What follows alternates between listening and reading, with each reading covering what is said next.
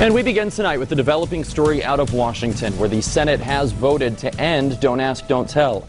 Good evening and thanks for joining us. I'm Blake McCoy.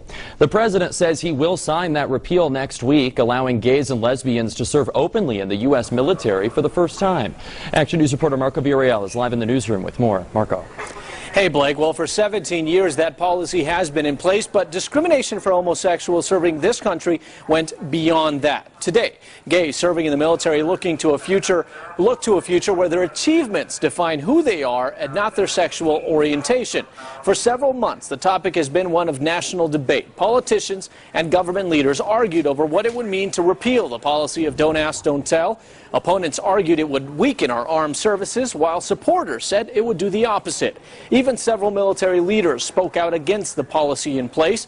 The House first passed the bill earlier this week, and this afternoon, the Senate passed the bill with a vote of 65 to 31. Las Vegas gay rights activist and former military officer John Chorizo says this major step will enable change for the better in the armed services.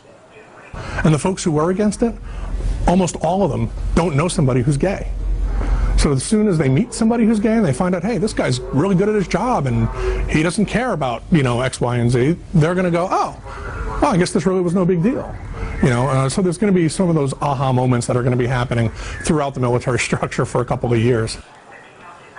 And since the Don't Ask, Don't Tell policy went into place, more than 13,000 service members have been kicked out. President Obama is expected to sign the bill early next week. In the newsroom, Marco Villarreal, Channel 13, Action News. Marco, thank you. And both of Nevada's senators voted to repeal Don't Ask, Don't Tell. Here's Harry Reid speaking on the Senate floor.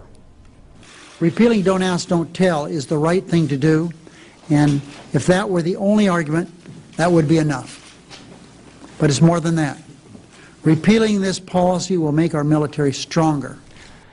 Senator John Ensign was also one of 8 Republicans to break ranks and vote for the repeal. He issued a statement saying, "It is my firm belief that any American wishing to fight and potentially die for this great country ought to be able to do so regardless of sexual orientation."